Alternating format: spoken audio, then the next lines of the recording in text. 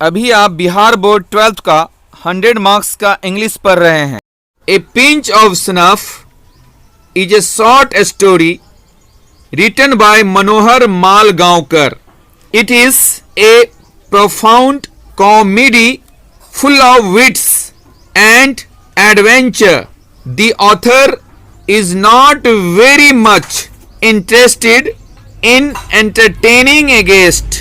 However, Nanu Kaka, his mother's brother, came to him as his guest. Nanu Kaka is a striking figure. He still wears the old-fashioned knee-length black coat. Before every action, he first takes a pinch of snuff. Later, the author came to know that Nanu Kaka had come to see some minister. In that heat, first day, Nanu Kaka with the author went to see a minister. He spent 2 hours being transferred from one chaprasi to another, tramping through the corridors. However, he did not see any minister. Nanu Kaka thought, and finally he made a unique plan to see a minister. First of all, he managed a new car and made the author his driver. He went to see a minister, Sohanlal. Nanu Kaka uses so many impressive words like VP, SK, etc. so that he may impress the minister. He also uses the name of big cities to show himself as a big face, and he discusses his cotton business to prove that he is very rich. Sometimes he presents himself as a zamindar to attract a leader. At last, Nanu Kaka goes from the author's house. Now the author wants to be somewhere far from entertaining a guest. A pinch of snuff. एक चुटकी सूंघनी, pinch चुटकी को कहते हैं। और snuff क्या होता है जाने।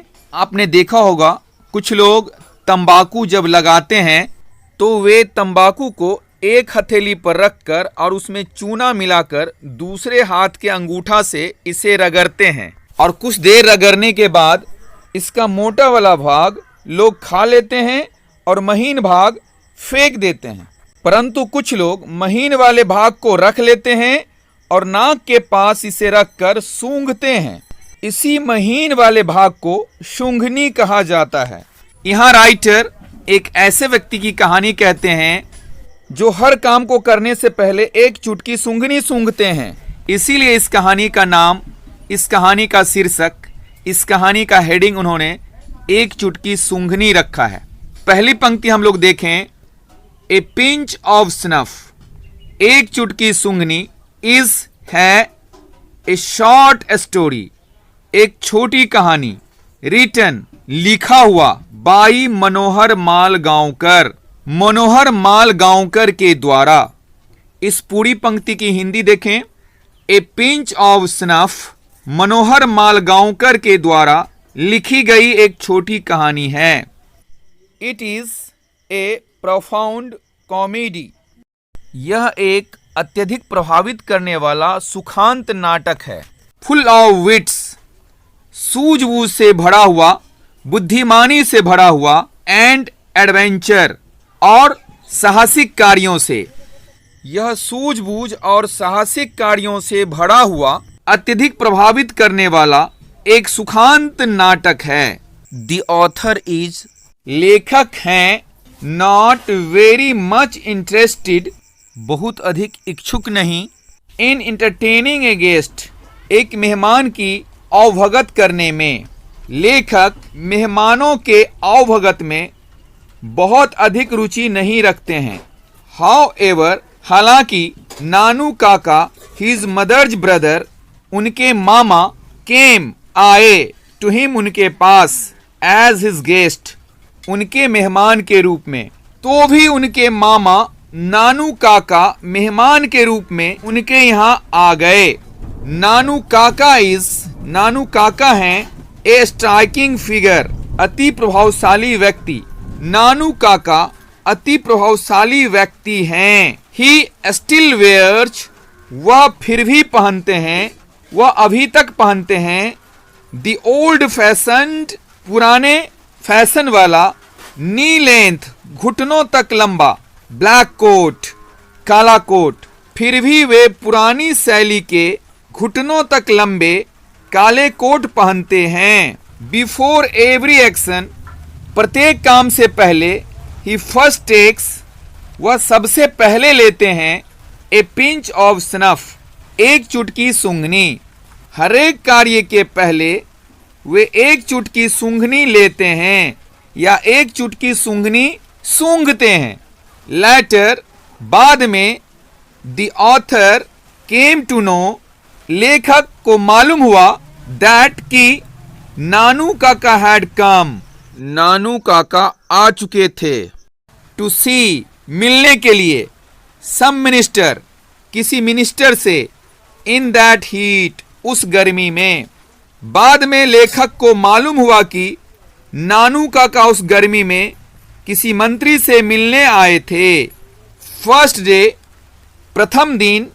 नानू काका विद द ऑथर, लेखक के साथ। वेन टू सी, मिलने गए।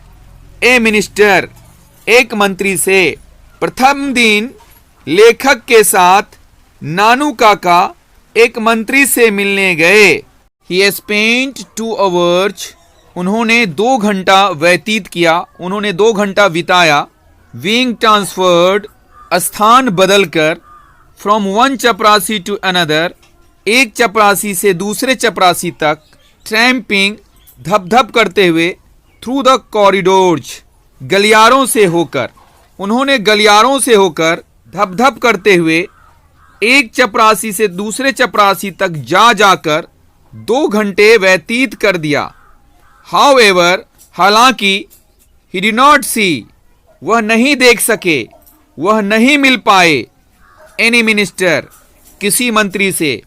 तो भी वे किसी मंत्री से नहीं मिल पाए। ही थॉट एंड थॉट, वे सोचते रहे।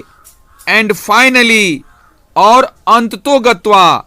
ही मेड ए यूनिक प्लान, उन्होंने एक अनोखी योजना बनाई। टू सी ए मिनिस्टर, मंत्री से मिलने के लिए। वे सोचते रहे और अंततोगत्वा, उन्होंने मंत्री से मिलने की एक अनोखी योजना बनाई। फर्स्ट ऑफ ऑल, सबसे पहले। ही मैनेज्ड ए न्यू कार, उन्होंने एक नई गाड़ी की व्यवस्था की। एंड मेड द ऑथर, और लेखक को बनाया। हिज ड्राइवर, अपना चालक। सर्वप्रथम उन्होंने एक नई गाड़ी की व्यवस्था की और लेखक को अपना चालक बनाया। He went to see a minister, वे किसी मंत्री से मिलने गए। सोहनलाल, वे किसी मंत्री सोहनलाल से मिलने गए। नानू काका यूजेस, नानू काका प्रयोग करते हैं। सो मेनी, बहुत सारे। इम्प्रेसिव वर्ड्स, प्रभावशाली शब्दों का। लाइक, जैसे कि। VP, SK, etcetera. Etcetera means इत्यादि। सो दैट, जिससे कि। ही मे इम्प्रेस, वह प्रभावित कर सके। द मिनिस्टर, मंत्री को। नानू काका वीपी, एसके आदि की तरह बहुत सारे प्रभावशाली शब्दों का प्रयोग करते हैं ताकि वे मंत्री को प्रभावित कर सकें। ही ऑल्सो यूजेस, वे प्रयोग भी करते हैं। The name of big cities, बड़े बड़े नगरों का नाम। टू शो हिमसेल्फ, अपने आप को दिखाने के लिए। एज ए बिग फेस, बहुत बड़े व्यक्ति के रूप में।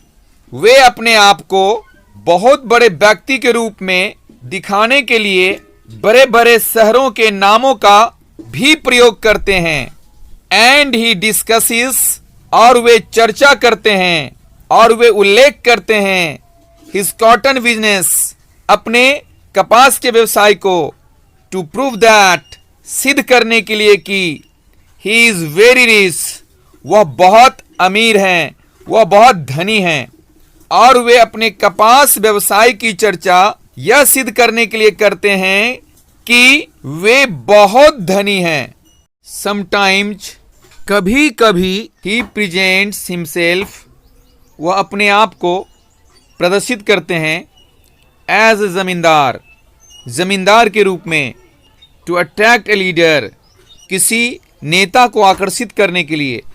कभी कभी वे नेता को आकर्षित करने के लिए जमींदार के रूप में अपने आप को प्रदर्शित करते हैं। एट लास्ट, अंत में, नानू काका गोज, नानू काका चले जाते हैं। फ्रॉम द ऑथर्स हाउस, लेखक के घर से। अंत में नानू काका लेखक के घर से चले जाते हैं। नाउ द ऑथर वांट्स, अब लेखक चाहते हैं, टू बी समवेयर फार, कहीं दूर होना, फ्रॉम एंटरटेनिंग ए गेस्ट, किसी मेहमान के सत्कार से। अब लेखक किसी मेहमान के सत्कार से दूर कहीं और रहना चाहते हैं।